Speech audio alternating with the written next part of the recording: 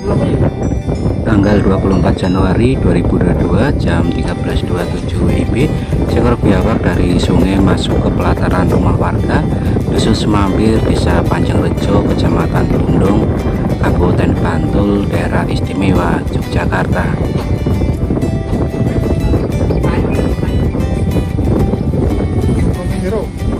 Warga berusaha menyelamatkan biawak dan mengembalikan ke habitat aslinya di sungai dekat persawahan.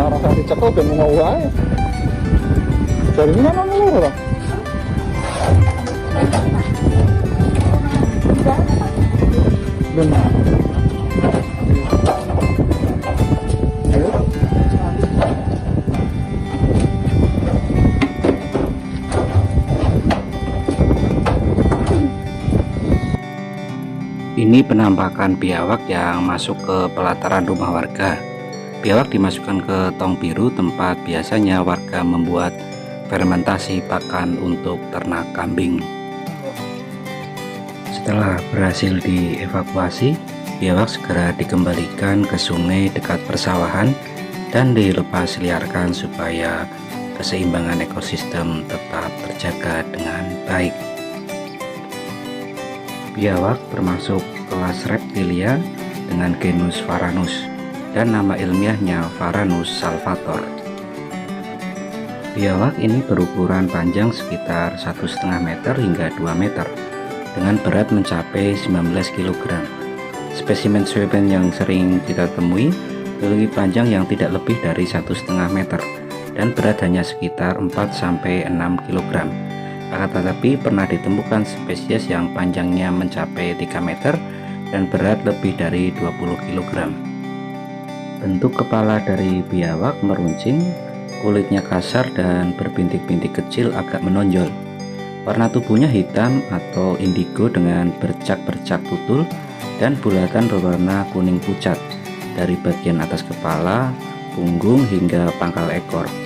Bagian perut dan leher berwarna lebih pucat dengan bercak-bercak agak gelap. Ekor berwarna dasar sama dengan tubuh dan dihiasi belang-belang samar berwarna kuning pucat yang berbaur atau blending dengan warna dasar. Untuk biawak muda biasanya berwarna dasar coklat gelap dengan bercak-bercak pucat seperti induknya. Di Indonesia, biawak banyak sekali ditemukan. Tempat tinggalnya kira-kira dekat dengan sumber air atau perairan. Habitat kesukaannya yaitu pinggiran sungai, rawa-rawa. Kadang biawak ini juga tinggal di daerah pertanian, perkebunan hingga pemukiman. Biawak ini sangat pandai berenang dan memanjat pohon. Sering terlihat beraktivitas pada siang hari. Makanan utamanya seperti tupai, tikus, burung, reptil kecil seperti ular, katak, ikan, dan kepiting sungai.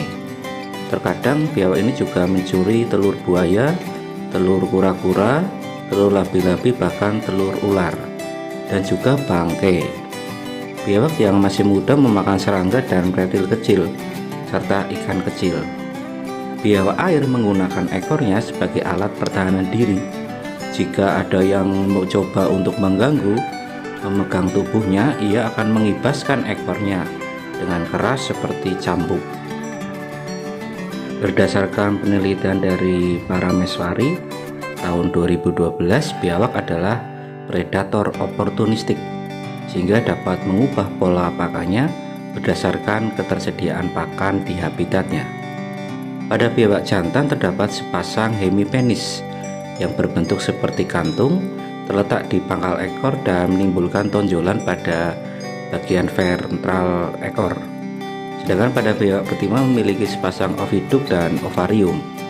Ovarium terletak pada posisi yang sama dengan testis pada biawak jantan, yaitu di dorsomedial rongga abdomen. Faktor penentu kematangan seksual pada biawak adalah ukuran tubuh. Usia dianggap tidak terlalu berpengaruh pada kematangan seksual karena berbeda antara biawak di alam liar dan penangkaran.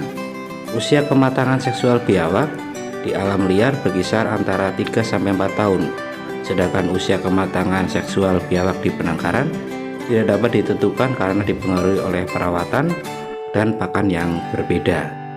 Musim kawin pada biawak ditentukan oleh suhu, hujan, dan ketersediaan pakan. Biawak jantan akan menjadi agresif dan menjaga teritorial ketika musim kawin. Frekuensi reproduksi biawak tergantung pada kondisi lingkungan dan nutrisi biawak tersebut. Biawak bersifat ovipar dan dapat menghasilkan telur lebih dari 1 kali dalam setahun. Biawak air, disebut juga dengan water monitor, merupakan satwa liar yang persebarannya sangat luas di daerah Asia Tenggara. Biawak ini merupakan salah satu reptil yang banyak diburu dan diperdagangkan secara global untuk berbagai keperluan, seperti untuk sumber protein, kemudian kulitnya sebagai bahan kerajinan, dan daging atau bagian tubuhnya dipercaya sebagai salah satu obat alternatif tradisional. Biawak adalah sebangsa reptil yang masuk ke dalam golongan kadal besar, suku biawak-biawakan atau Varanidae. Biawak dalam bahasa lain disebut sebagai bayawak dalam bahasa Sunda, menyawak atau nyambi dalam bahasa Jawa, berkai dalam bahasa Madura, dan monitor lizard atau goanna dalam bahasa Inggris. Biawak banyak macamnya sebenarnya.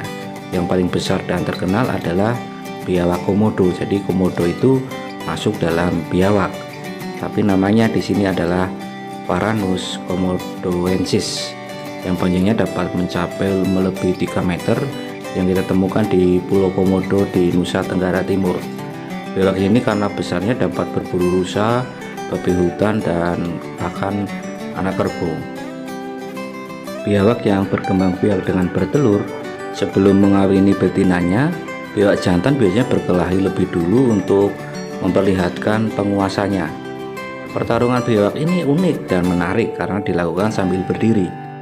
Kedua biawak itu saling pukul atau saling tolak sambil berdiri pada kaki belakangnya, sehingga tampak seperti menari bersama. Telur-telur biawak akan disimpan di pasir atau di lumpur di tepian sungai, bercampur dengan daun-daun busuk dan ranting. Panas dari sinar matahari dan proses pembusukan serasa akan menghangatkan telur sehingga bisa menetas. Jenis kelamin biawak dipengaruhi oleh suhu di sekitar sarangnya.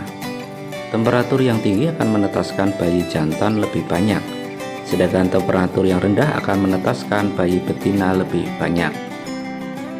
Bila mengacu pada posisi rantai makanan, biawak menempati urutan atas bersama ular. Namun kebiasaan biawak memakan telur dan anak luar menjadi catatan tersendiri. Dalam posisi rantai makanan, biawak menjadi pengendali ular.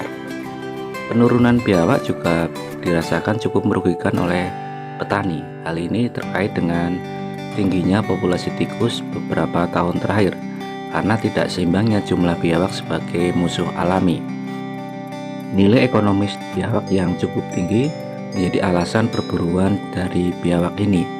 Meskipun kondisinya masih banyak di alam, pada dasarnya populasi biawak sangat dibutuhkan dalam kelengkapan daftar rantai makanan sebagai pengendali keseimbangan ekosistem. Maka bijaklah terhadap alam semesta.